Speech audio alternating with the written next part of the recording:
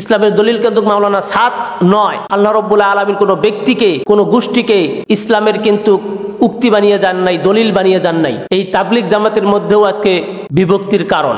এখনো অনেক ব্যক্তিরা অহংকার করে থাকে। তার মধ্যে অন্যতম ব্যক্তি আমরা বিভিন্ন কারণ মাধ্যমে জানতে পেরেছি, আমরা দেখতে পারতেছি যে মাওলানা সাদ তিনিও তাবলিগ জামাতকে নিয়ে অহংকার করতেছেন, তিনি তিনার পদকে নিয়ে অহংকার করতেছেন।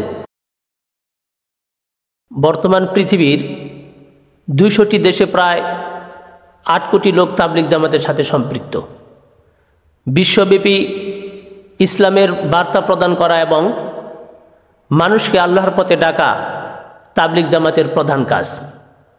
তবে তাবলিগ জামাত মুসলমানদের মধ্যেই বেশি দাওয়াতের কাজ করে থাকেন, কারণ তারা মনে করেন মুসলমানদেরই আগে ইসলামের সঠিক চর্চা করা দরকার।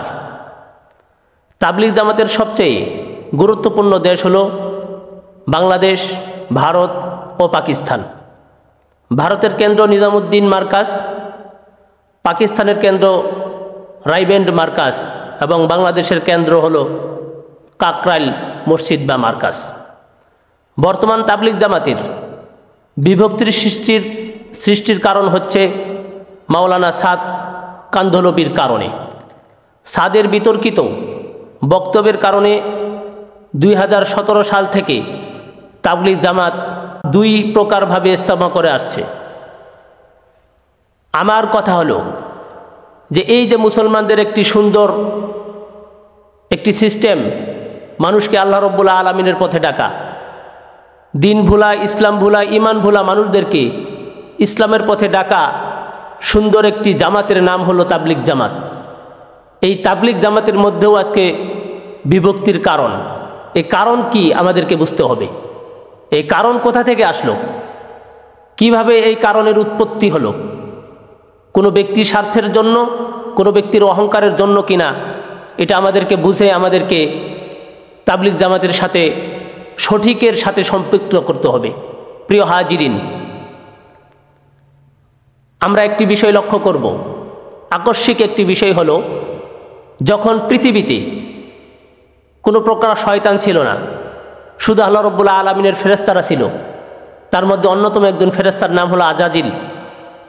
এই আজাজিল ফেরেশতা যখন এরকম কাফের হয়ে গেল, শয়তান হয়ে গেল, মুরতাদ হয়ে গেল, আল্লাহ রাব্বুল আলামিন বললেন আবা ওয়াস্তাকবার ওয়া কানা মিনাল কাফিরিন। আমার প্রশ্ন হলো, এই যে আজাজিল ফেরেশতা, এই ফেরেশতাকে ওয়াসওয়াসা কে দিল? তখন তো কোনো শয়তান ছিল না। আল্লাহ রাব্বুল আলামিন বলেছেন ওয়া ইয কুলনা লিল মালাইকাতি ইসজুদু লি আদম ফাসাজাদু ইল্লা ইবলিস। আল্লাহ রাব্বুল আলামিন যখন মানুষকে সৃষ্টি করেছেন, আদমকে সৃষ্টি করেছেন, সকলকে আদমকে সম্মান দেখাতে বলেছেন, কিন্তু এই আজাজিল ফেরেশতা অহংকার করেছে।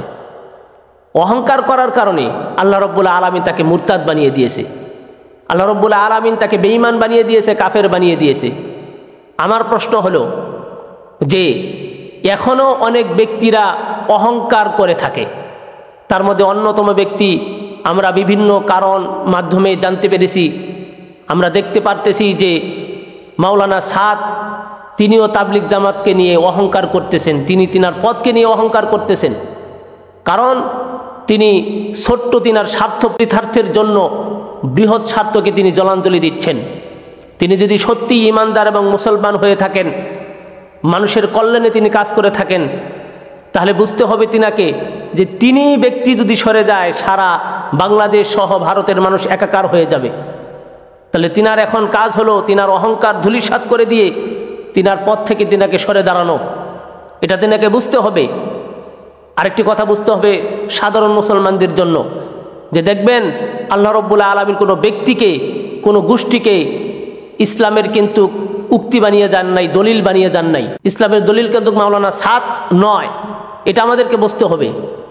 মাওলানা সাদকে যারা ইসলামের দলিল মনে করতেছি এবং আমাদের সমাজের মধ্যে বিভক্তি সৃষ্টি করতেছি, তাদেরকে জানতে হবে ইসলামের দলিল হলো কোরআন, ইসলামের দলিল হলো হাদিস, ইসলামের দলিল হলো ইজমা কিয়াস।